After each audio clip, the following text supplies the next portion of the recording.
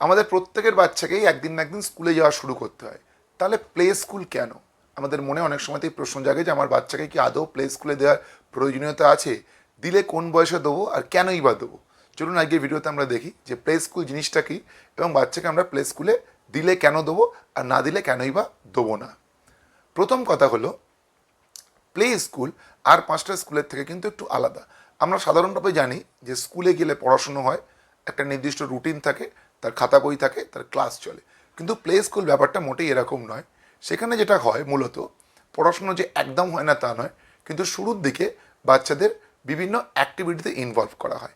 সাধারণভাবে প্লে স্কুলে যে বাচ্চারা যায় তাদের বয়স 2 বছর 2.5 বছর থেকে শুরু করে তারা 4.5 বছর থেকে 5 বছর অবধি ম্যাক্সিমাম প্লে স্কুলে থাকে।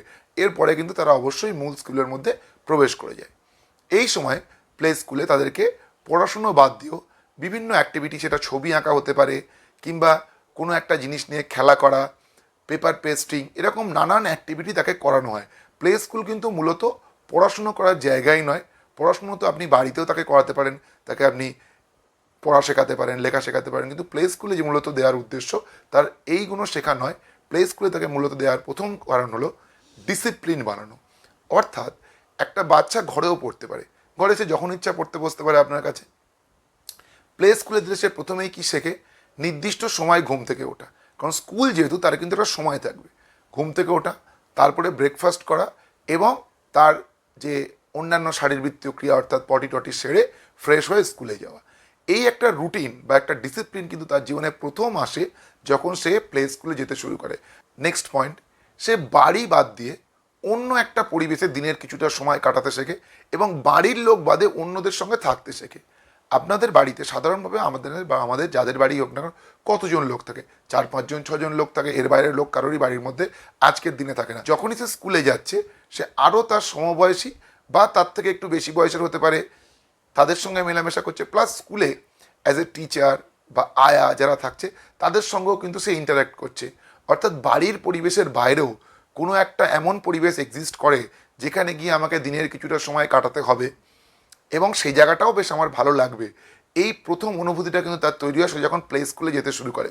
অর্থাৎ আরও সহজ করে বললে, বাচ্চার সোশ্যালাইজেশন বা সামাজিকরণের প্রথম ধাপই হচ্ছে কিন্তু তার এই প্লে স্কুলে যাওয়া। বাচ্চার সংখ্যা এখন আমাদের বেশিরভাগ জন্য হচ্ছে সিঙ্গেল চাইল্ড, কি খুব বেশি হলে 2 জন, মানে 2 জন ভাই বোন বা 2 জন ভাই 2 জন বোন। কিন্তু স্কুলে গেলে সে আরও অনেক বাচ্চাকে দেখে এবং বিভিন্ন বাচ্চা কিন্তু বিভিন্ন কাজ করে। এক্ষেত্রে আমি আমার বাস্তব অভিজ্ঞতা দিয়ে বলতে পারি যে আমার ছেলে, অনেকেই হয়তো আপনারা জানেন, সে স্কুলে যাওয়ার পরে যেটা শিখে এসছে, বিভিন্নভাবে কাঁদতে শিখে এসছে। সে আগে নিজে একরকমভাবে কাঁদতো, স্কুলে গিয়ে অনেক বাচ্চাকে দেখেছে অনেক রকম করে কাঁদে, সে সেইভাবে বাড়ি এসে আমাদের কেঁদে কেঁদে দেখায়। সে হয়তো এখনও মুখে পরিষ্কারভাবে বলতে পারে না যেটা তার থেকে শিখেছে, কিন্তু সে হাবেভাবে এটা বুঝিয়ে দেয় যে এইগুলো সে স্কুলে গিয়ে শিখেছে। বা ধরুন অন্যান্য অ্যাক্টিভিটি, স্কুলে হয়তো হাততালি দিয়ে মাথা দোলানো শেখানো হয়েছে, সে কিন্তু সেটা বাড়ি এসে করে দেখায়। অর্থাৎ অন্য বাচ্চাদেরকে সে যখন দেখে বিভিন্ন কাজকর্ম করতে, সে কিন্তু অটোমেটিক উৎসাহিত হয় সেই কাজগুলো করতে। ফলে আরও বাচ্চার সঙ্গে সে যখন মিশছে, এটা কিন্তু অবশ্যই তার মেন্টাল এবং ফিজিক্যাল দুরকম ডেভেলপমেন্টের পথেই হেল্প করে। এটাও কিন্তু প্লে স্কুলের একটা উপকারী। প্লে স্কুলে অনেক বেশি ইকুইপমেন্ট অর্থাৎ টিএলএম থাকে। আমরা বাড়িতে কিছু জিনিস হয়তো কিনতেই পারি, বাচ্চার খেলনা বা কিছু টিএলএম, যেগুলো তাকে বিভিন্ন জিনিস শেখাবো। কিন্তু প্লে স্কুল যেহেতু অর্গানাইজড হইতে তারা বছরের বছর এই কাজটা করছে, তাদের কাছে আরও বেশি অনেক বেশি ইনস্ট্রুমেন্ট রয়েছে, তারা সেগুলোকে বাচ্চাকে ইনভলভ করে। ফলে এই ইনস্ট্রুমেন্টগুলো কিন্তু বাচ্চার মেন্টাল ডেভেলপমেন্ট, মূলত মেন্টাল ডেভেলপমেন্টের জন্য খুবই হেল্পফুল হয়। এটা কিন্তু প্লে স্কুলের অবশ্যই একটি পজিটিভ দিক।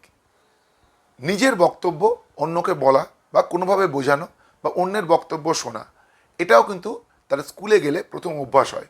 প্রথমেই এখানে একটা কথা বলি যে অনেক সময় দেখা যায় যে অনেক বাচ্চা বাড়িতে তার কথা তার মা বাবাকে বোঝায় না বা বলতে চায় না। সবার ক্ষেত্রে বলছি না, কিছু কিছু বাচ্চার ক্ষেত্রে, যাদের ক্ষেত্রে মূলত স্পিচ ডিলে থাকে, তারা বলতে চায় না। কিন্তু স্কুলে গেলে তারা হয়তো এমন অনেক তার বন্ধু বান্ধবকে জোগাড় করে না, তাদের হয়তো একটু কথা বলার সমস্যা আছে, সে হয়তো অল্প কথা বলতে পারে, তাদের সঙ্গে কিন্তু তারা নিজেরা ইনভলভ হয়। এটা আমি আমার বাস্তব অভিজ্ঞতা থেকেই বলছি।